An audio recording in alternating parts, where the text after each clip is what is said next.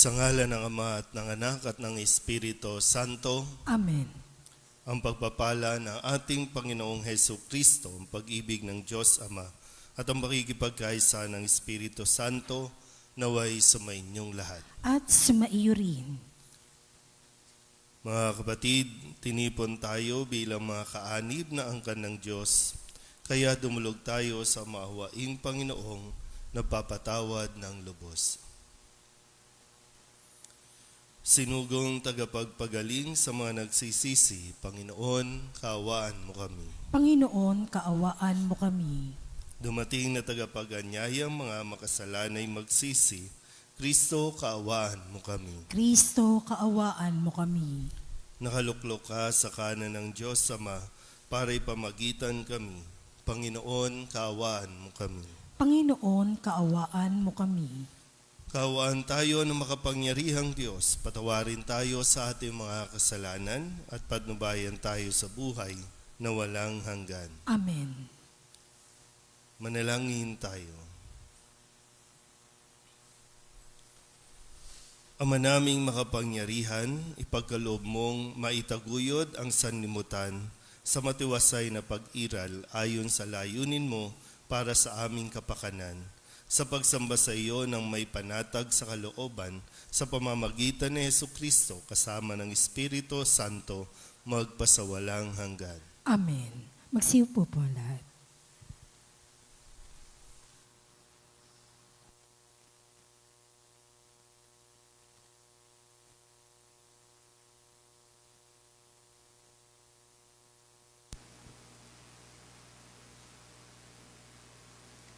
Pagbasa mula sa unang sulat ni Apostol San Pedro. Mga pinakamamahal, tungkol sa kaligtasang ito, masusing nagsiyasat at nagsuri ang mga propetang humula sa kaloob na itong nakalaan sa inyo. Sinuri nila kung kailan at paano ito mangyayari. Ang panahong ito ang tinutukoy ng Espiritu ni Kristo na sumasa kanila nang paunang ipahayag sa kanila ang hirap na tinitiis ni Kristo at ang pangaral na tatamuhin niya.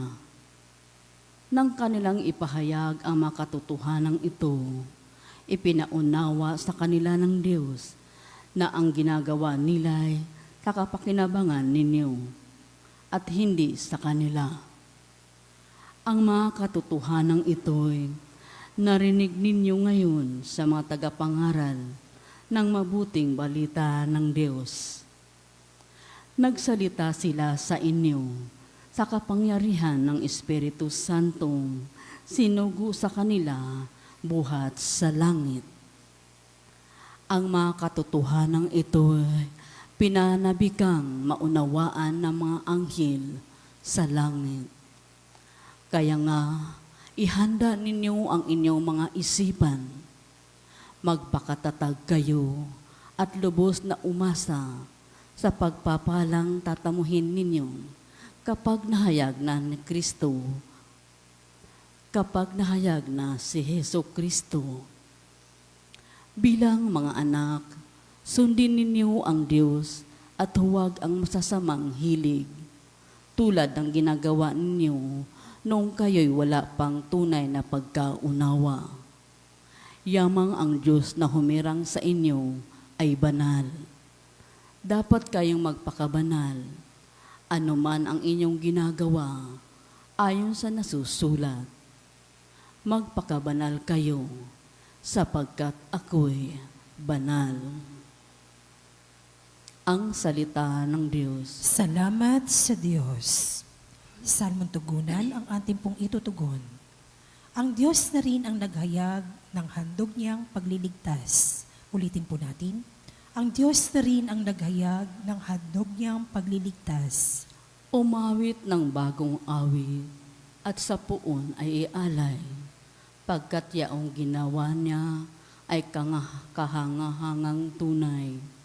Sa sariling lakas niya at taglay na kabanalan, walang hirap na natamo, yaong hangad na tagumpay, tugon. Ang Diyos na rin ang naghayag ng handog niyang pagliligtas. Ang tagumpay niyang ito'y siya na rin ang naghayag. Sa harap ng mga bansay, nahayag ang pagliligtas. Ang pangako sa Israel, lubos niyang tinutupad, tugon. Ang Diyos na rin ang naghayag ng handog niyang pagliligtas. Tapat siya sa kanila at ang pag-ibig ay wagas. Ang tagumpay ng ating Diyos kahit saan ay mamalas. Magkaingay na may galak, yaong lahat sa daigdig. Ang puon ay buong galak, na purihin sa pag-awit, tugon. Ang Diyos na rin ang naghayag ng handog niyang pagliligtas. Magsitayo po ang lahat.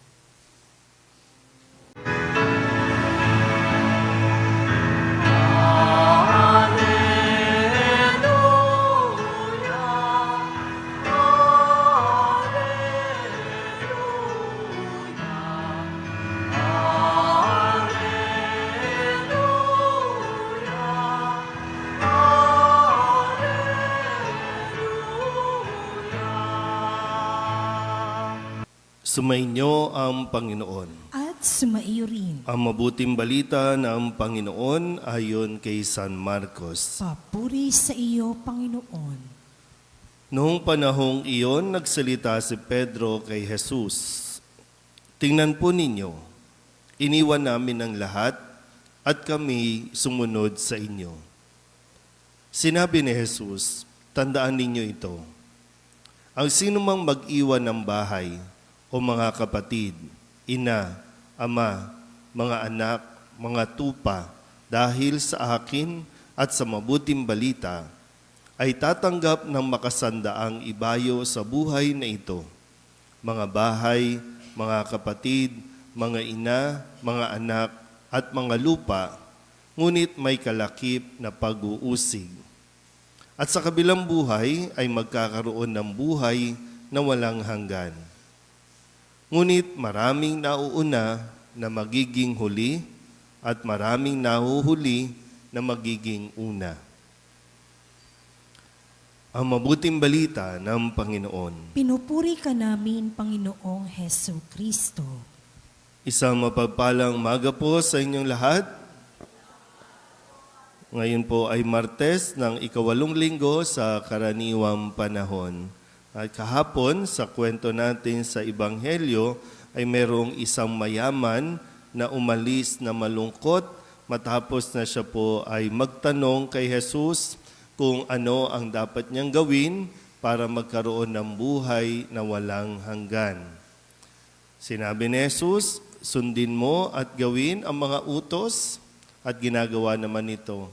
At yung pangalawa na ipinapagawa ni Jesus ay ipagbili mo ang iyong ari-arian at ipamahagi sa mga may hirap at saka ka sumunod sa akin. At doon umalis na malungkot itong napakayaman na lalaking ito. At ngayon, si Pedro naman, kasama ang mga alagad ang nagtanong, ano naman ang kanilang mapapala na sila na iniwan ang lahat para sumunod kay Jesus. May pangako naman si Jesus na ang sino mang mag-iwan ng anumang bagay, anumang nasa kanya, ay hindi naman talaga lubusang mawawalan dahil ito ay mas papalitan pa ng higit. Yung inaakala natin siguro, no, maganda rin na mapagnilayan dahil tayo ay ang gusto natin talaga mag-accumulate ng maraming bagay o kung ano man na pinangahawakan ng tao na inaakala niyang makapagpapasaya sa kanya. Pero kailangan din natin isipin na ito bang mga inaakala natin magpapasaya sa atin ay nagpapalapit lalo sa atin sa Diyos o naiiba yung ating pong pananaw sa buhay? Kasi kung tutuusin, no, alin ba ang mas mahalaga? Yung mga ibinibigay sa atin o yung nagbibigay sa atin? Sa tingin niyo po ba? Sino ang mas pinahahalagahan natin? Yung naibibigay sa atin o yung mismong nagbibigay ng biyaya sa atin? Kasi natatakot tayo, no? Masyado natin na i-attach yung ating mga nakukuha, kahit yung mga biyaya. Pero kung tutuusin, pag hindi nga natin ito na ma-manage, hindi natin ito na papanghawakan ng mabuti, ito yung nagiging dahilan ng paglayo natin sa Diyos. Uobserbahan ba natin ito? Pag sinuri natin yung ating mga buhay-buhay, kasi lagi na lang, pag lumalapit tayo sa Diyos, lagi na lang kung ano yung kailangan natin, kung ano yung gusto natin.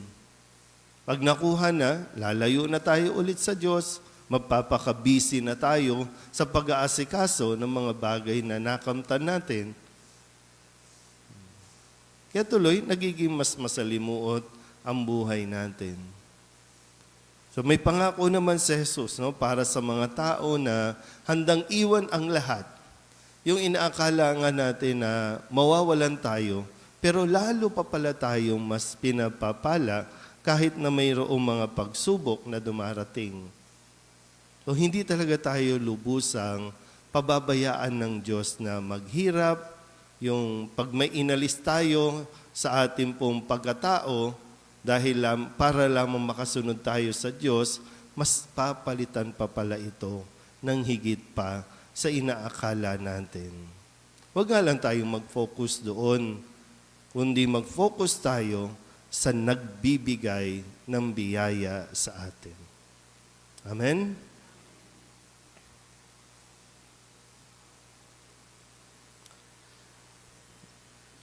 Mulat sa panganib ng ating pagtitiwala sa mga layaw ng mundong ito, itinataas natin ang ating mga puso sa maalab na pananalangin sa Ama. Ang ating pong itutugon, Ama, Ikaw ang lahat-lahat sa amin. Ama, Ikaw ang lahat-lahat sa amin.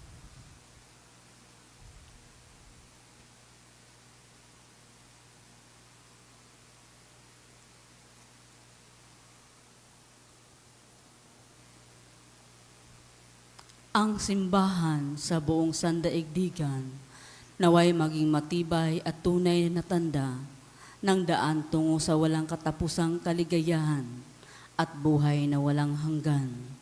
Manalangin tayo sa Panginoon. Ama, Ikaw ang lahat-lahat sa amin. Tayong lahat naway matutong magtiwala sa mga espiritual na pinahahalagahan na siyang nagpapayaman ng buo nating katauhan at hindi sa mga materyal na kayamanan na nagbibigay ng kawalang kasiyahan sa ating mga kaluluwa. Manalangin tayo sa Panginoon. Ama, Ikaw ang lahat-lahat sa amin. Ang ating mga puso naway hindi natin isara sa mga nangangailangan at sa halip maging mulat tayo sa pakikiisa sa mga gawain ni Kristo na nagpapagaling at nakapagbabalik loob. Manalangin tayo sa Panginoon. Ama, Ikaw ang lahat-lahat sa amin. Ang mga may sakit at mga may kapansanan, naway madama nila ang kalinga ng Panginoon sa pamagitan ng pag-ibig ng kanilang mga kapitbahay at mga kaibigan. Manalangin tayo sa Panginoon. Ama, Ikaw ang lahat-lahat sa amin. Ang mga pumanaw nating mga kamag-anak at mga kaibigan, naway humimlay sa makalangit na kapayapaan ng Diyos. Manalangin tayo sa Panginoon. Ama, Ikaw ang lahat-lahat sa amin. Dilog din natin sa Panginoon ang ating mga personal na kahilingan at mga panalangin para sa ating mga pamilya. Ganon din para sa kahilingan ng mga nanonood sa online. Lahat ng mga misang pasasalamat, special na intensyon, agarang paggaling ng mga may sakit, at ang lahat ng mga kaluluwa na inihiling na ipagdasal sa misang ito.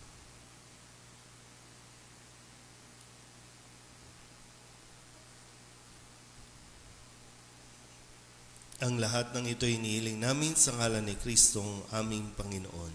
Amen. Magsiupo po lahat.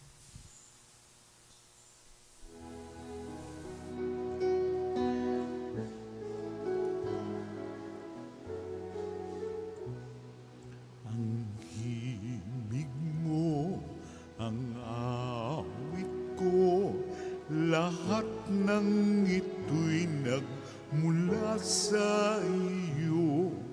Muling ihahandog sa iyo, buong puso kong inaalay sa iyo.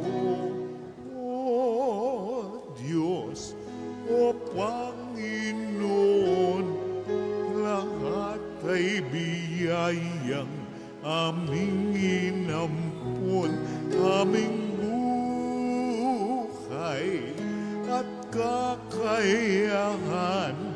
Ito'y para lamang sa iyong kalwalhatian.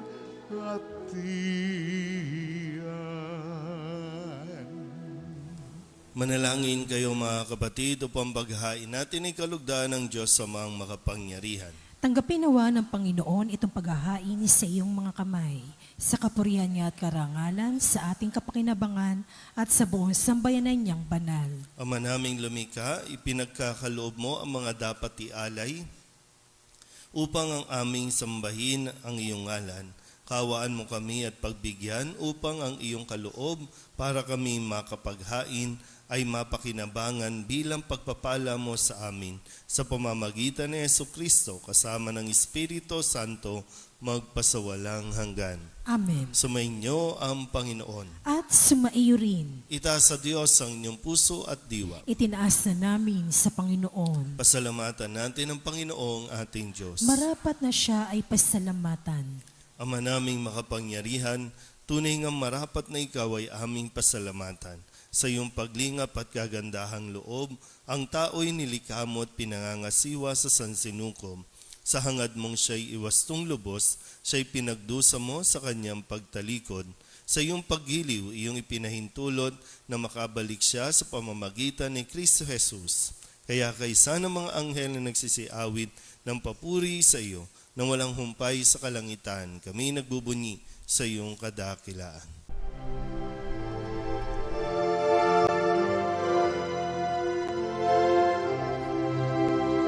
Santo, Santo, Santo, Panginoong Diyos makapangyarihan, napupuno ang langit at lupa ng kalwalhatian mo. Hosana sa kaitaasan, pinagpalang na paririto sa ngalan ng Panginoon. Hosana sa kaitaasan.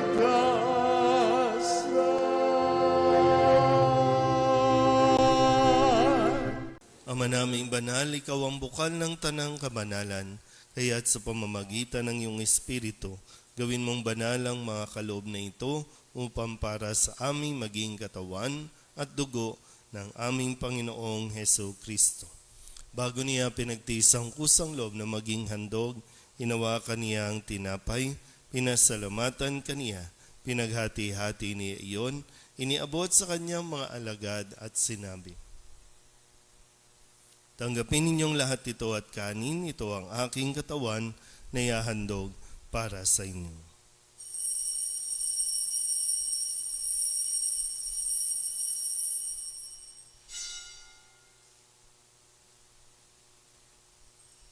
Gayun din naman nang matapos ang hapunan, inawakan niya ang kalis, muli kaniyang pinasalamatan. Iniabot niya ang kalis sa kanyang mga alagad at sinabi, "Tanggapin ninyong lahat ito at tinumin. Ito ang kalis ng aking dugo, ng bago at walang hanggan tipan. Ang aking dugo na ibubuhos para sa inyo at para sa lahat, sa ikapagpapatawad ng mga kasalanan. Gawin ninyo ito sa pag-alaala sa akin."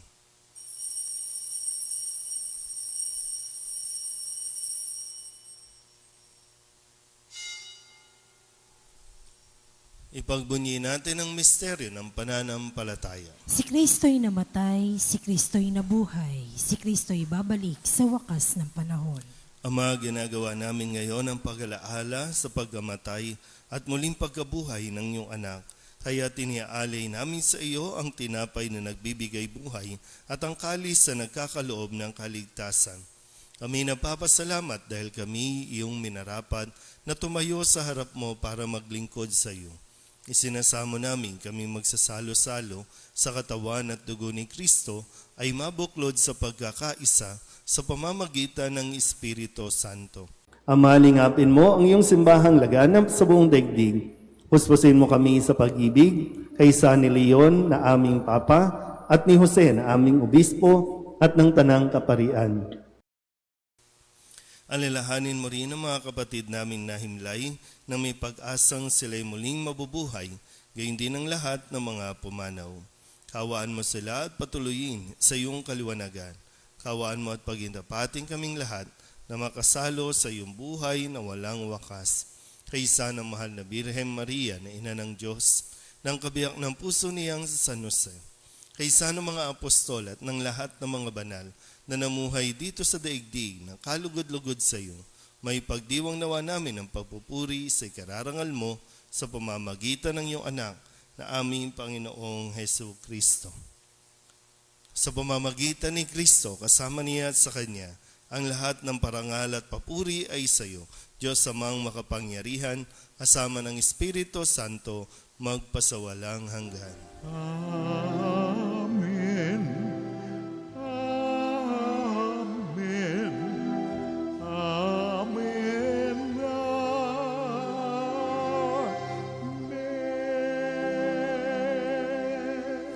Sa tagubilin naman nakagagaling na utos at turo ni Jesus sa Panginoon natin na Diyos, ipahayag natin ang lakas loob.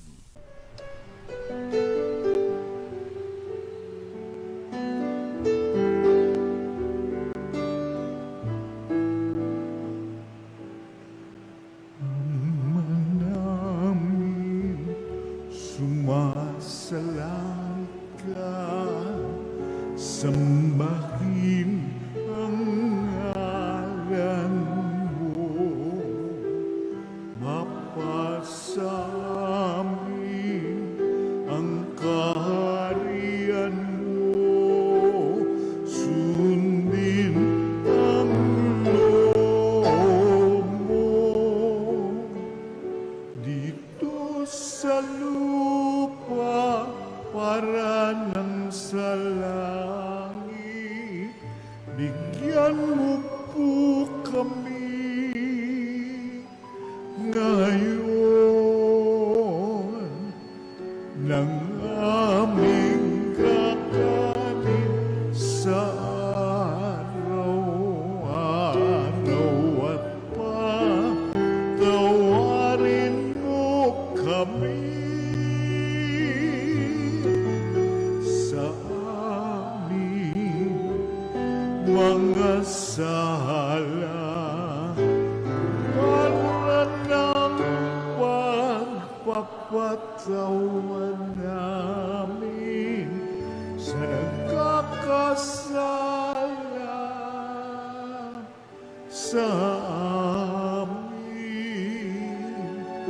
At huwag mo kaming ibang dulot sa tukso, at yadya mo kami sa lahat ng masama.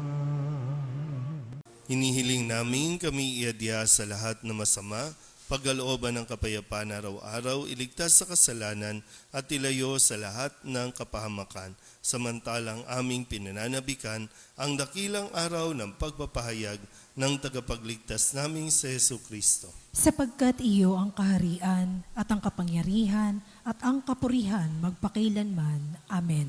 Panginoong Hesu Kristo, sinabi mo sa iyong mga apostol, kapayapaan ang iniiwan ko sa inyo, ang aking kapayapaan ang binibigay ko sa inyo. Tunghayan mo ang aming pananampalataya at huwag ang aming mga pagkakasala. Pagkalooban mo kami ng kapayapaan at pagkakaisa ayon sa iyong kalooban, kasama ng Espiritu Santo, magpasawalang hanggan. Amen. Ang kapayapaan ng Panginoon ay laging sumainyo. At sumaiyo rin. Mabigayan po tayo ng kapayapaan sa isa't isa.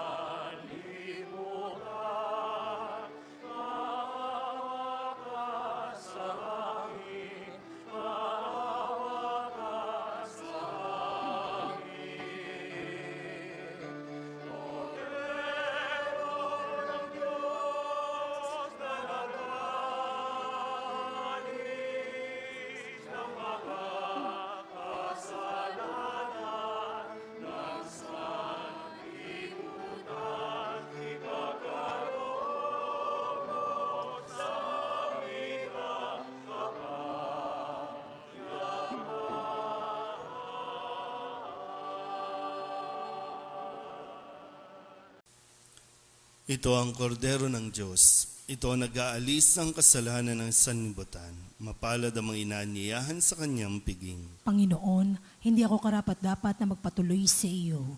Ngunit sa isang salita mo lamang ay gagaling na ako. Katawan ni Kristo, Amen. Di ba, Jesus ko, ikaw ang buhay ng kaluluwa.